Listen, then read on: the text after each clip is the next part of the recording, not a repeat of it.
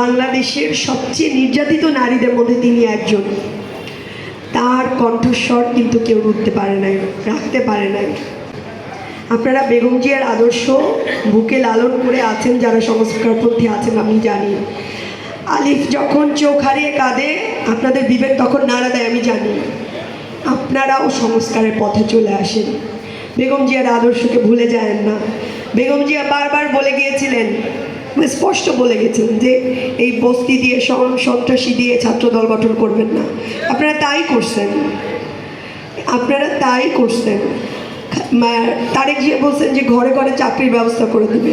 ঘরে ঘরে চাকরির ব্যবস্থা করছে। কিসের চাকরি জানেন? চাঁদাবাজির চাকরি।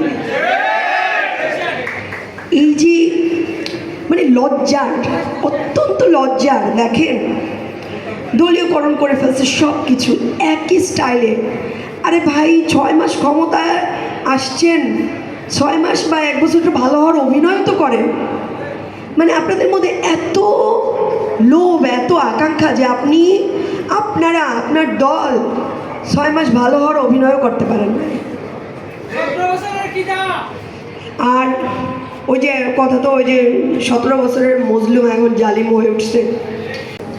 তো বিচার নিয়ে কথা জারি রাখতে হবে।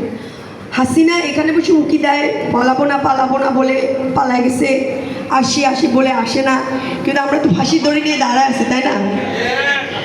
মানে ফাঁসি উনি আসলে তো আমাদের মানে ওই দিন ঈদের দিন হবে, উনি আসবে, ওনারে ফাঁসি দেবো, আমরা ঈদ উদযাপন করব।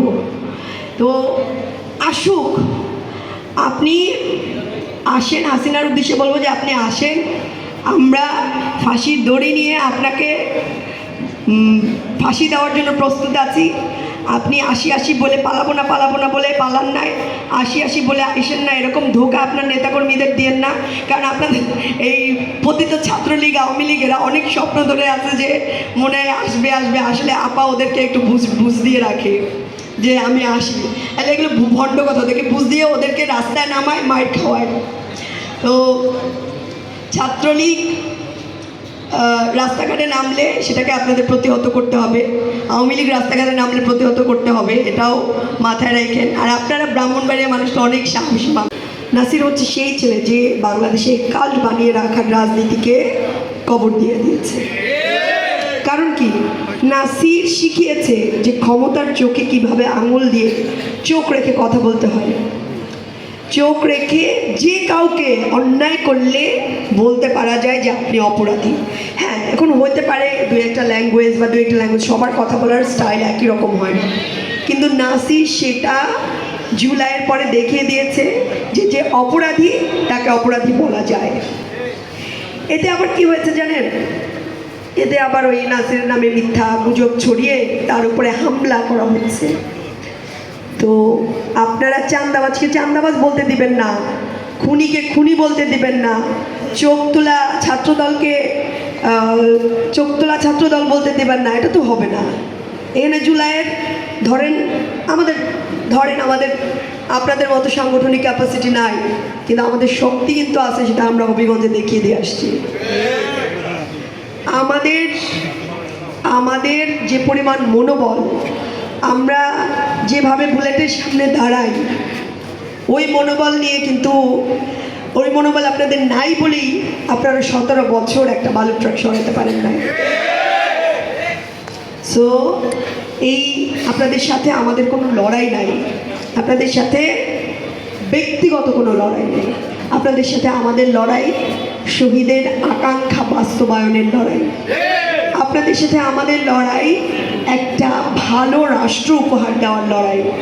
আপনাদের সাথে আমাদের লড়াই আমাদের হাজার হাজার বেকার তরুণ ভাইদের হাতে একটা চাকরি তুলে দেওয়ার লড়াই। ওনারা কথাটাকে ব্যবসা বলে কেন? বলে আমাদেরকে, শব্দটা আসলে ব্যবসা না, আমরা তাদেরকে উজ্জীবিত রাখি। জুলাইয়ের কথা এনসিপি ছাড়া আর কে বলে? 11 দলীয় জোট বলে, অবশ্যই বলে, কিন্তু সরকার দল কতক্ষণ বলে?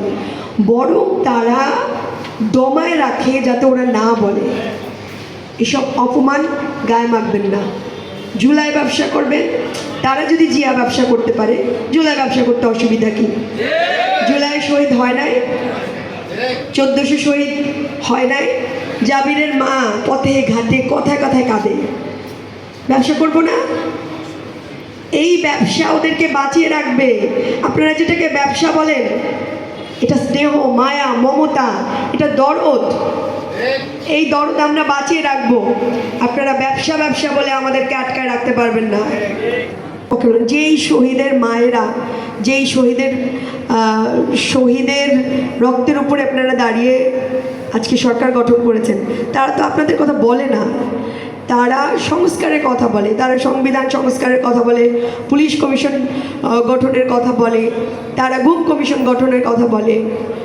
এইখানে তারা তো আপনারা নিজেদেরকে এমন একটা জায়গায় নিয়ে গেছেন যে আপনাদের পক্ষে কোনো নির্যাতিত মানুষ নেই। কারণ কি? কারণ মজলুমরা মজলুমের পক্ষেই থাকে, জালিমের পক্ষে থাকে না। আপনারা তো আবার জালিম হয়ে উঠেছে। মেবি আপনারা জালিম ছিলেন, নিজেদের জালিম মনোভাবটা আপনারা অন্তরে দমিত রাখছিলেন।